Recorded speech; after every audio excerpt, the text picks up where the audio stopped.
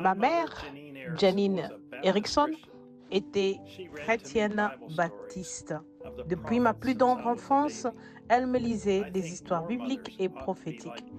Je pense que davantage de mères devraient suivre son exemple. Elle lisait des histoires bibliques jusqu'à ce que je m'endorme à ses côtés, comme vous pouvez le voir sur la photo. Aujourd'hui, les mères ont plus que jamais la responsabilité de maintenir leurs enfants proches de la voix de Dieu pour les derniers jours, de les préparer à l'enlèvement, en leur faisant écouter l'enregistrement de la semaine et en aidant chaque bébé et chaque enfant à écouter le messager du septième ange, William Marion Branham. Puis en les aidant à répondre aux quiz disponibles sur youngfoundation.org.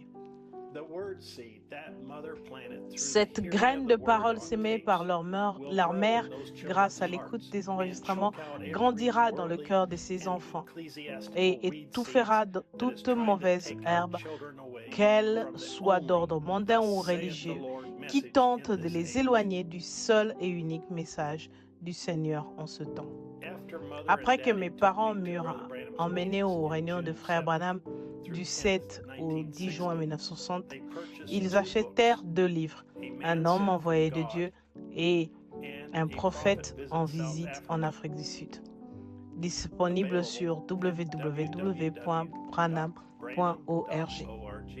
Grâce à ces 2 livres, de nombreuses histoires bibliques pour enfants nous furent lues à mes frères et sœurs, à moi, au fil des années. Lorsque ma mère accepta pleinement le message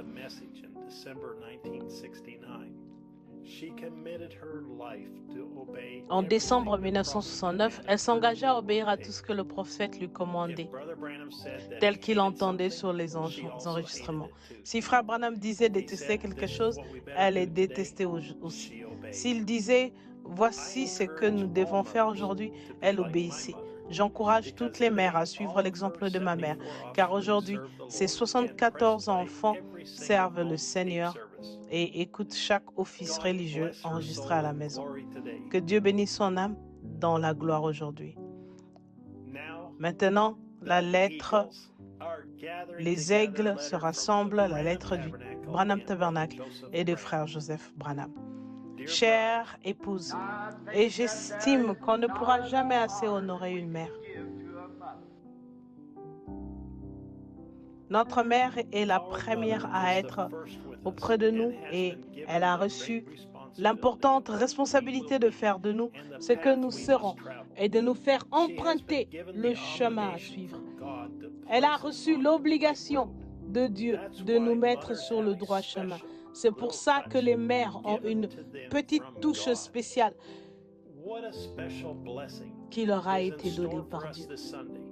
Quelle bénédiction spéciale nous est réservée ce dimanche alors que nous rendrons hommage à toutes les mères quand nous écouterons le septième ange de Dieu exprimer l'amour et l'honneur que nous avons dans nos cœurs pour nos mères.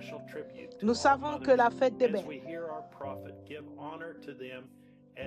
c'est tous les jours. Mais dimanche, nous rendrons un hommage spécial à toutes les mères, d'une manière spéciale en écoutant notre prophète les honorer alors qu'il a prêché cette même journée, il y a 67 ans, le 10 mai 1959.